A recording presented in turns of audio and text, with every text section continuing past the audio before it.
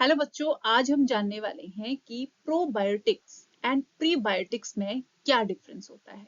But आगे बढ़ने से पहले आप जल्दी से मेरे चैनल को सब्सक्राइब कर लीजिए सो दैट कि मैं आपको ऐसे इंटरेस्टिंग जो डिफरेंसेस है और टॉपिक्स है जिसमें आपको कंफ्यूजन होती है उनको क्लियर करती रहूं। ठीक है, तो चलिए आगे बढ़ते हैं। तो बच्चों, अगर हम प्रोबायोटिक्स की बात करें तो इसमें होता क्या है कि जो लिविंग माइक्रो ऑर्गेनिजम्स होते हैं जिनको जब हम एडिक्वेट अमाउंट में इंजेस्ट करते हैं, मतलब लेते हैं, तो उसमें क्या होते हैं, हेल्थ बेनिफिट होते हैं। किसको? जो होस्ट उनको लेता है अंदर। ठीक है। बट अगर हम प्रीबायोटिक्स की बात करें तो बच्चों ये जो होते हैं नॉन डाइजेस्टिबल फूड इंग्रेडिएंट्स होते हैं और ये सेलेक्टिवली स्टिमुलेट करते हैं जो बेनिफिशियल माइक्रो ऑर्गेनिजम्स प्रेजेंट होते हैं ह्यूमंस गट में, उनकी ग्रोथ एंड एक्टिविटी को। ठीक है, अब हम इनकी कंपोजिशन देख लेते हैं। कंपोजिशन में बच्चों प्रोबायोटिक्स में क्या होते हैं, मेनली बैक्टीरिया होते हैं और कुछ ईस्ट यूज किए जाते हैं। But in case of prebiotic बच्चों, जो मेनली फाइबर्स एंड ओलिगोसैकेराइड्स होते हैं उनको यूज किया जाता है। अब इनका फंक्शन क्या होता है?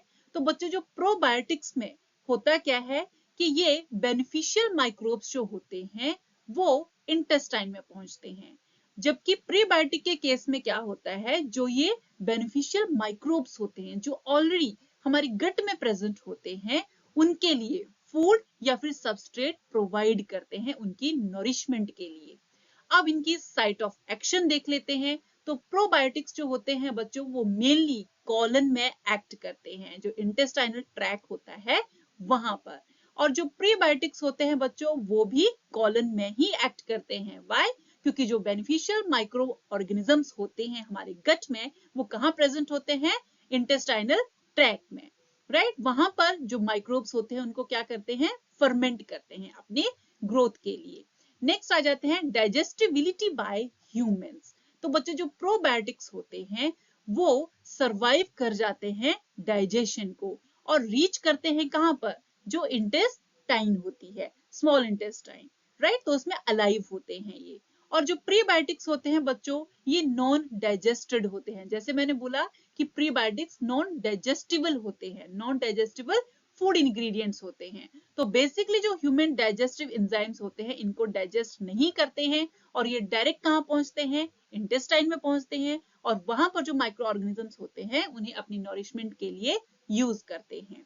नेक्स्ट आ जाता है बच्चों यूटिलाइजेशन। तो बच्चों जो प्रोबायोटिक्स होते हैं वो खुद को कॉलोनाइज करते हैं। राइट, कहाँ पे? जो हमारा इंटेस्टाइनल ट्रैक होता है और वहां पर बेनिफिट प्रोवाइड करते हैं। अब जो प्रीबायोटिक्स होते हैं बच्चों उनको कॉलोनाइज नहीं होना पड़ता, वो यूटिलाइज किए जाते हैं बाय द गट बैक्टीरिया।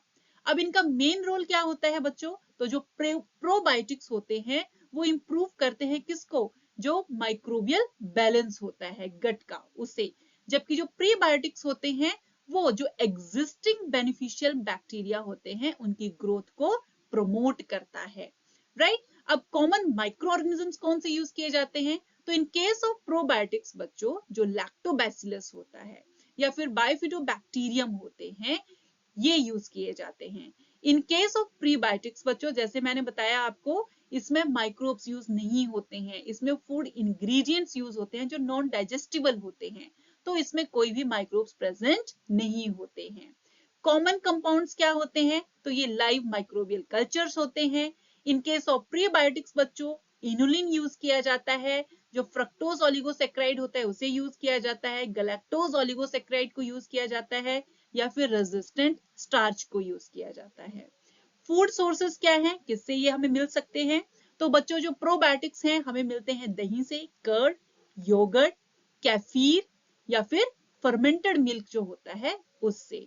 और जो प्रीबायोटिक्स होते हैं बच्चों वो किससे मिलते हैं? बनाना से, अनियन से, गार्लिक से, ओट से या फिर एस्पेरेगस से। तो ये सोर्स है किसका? प्रीबायोटिक्स का। अब इनका हेल्थ पर क्या इफेक्ट होता है? तो बच्चों जो प्रोबायोटिक्स होते हैं वो डाइजेशन को इंप्रूव करते हैं, हमारी इम्यूनिटी को इंप्रूव करते हैं और जो डायरिया होने के कॉजेस होते हैं उनको प्रिवेंट करते हैं। जो प्रीबायोटिक्स होते हैं ये जो हमारे गट का फ्लोरा होता है उसको इंप्रूव करते हैं। जो मिनरल एब्जॉर्प्शन होती है उसको इंप्रूव करते हैं, और जो बाउल हेल्थ होती है उसको प्रमोट करते हैं। अब इनके हम एग्जाम्पल देख लेते हैं।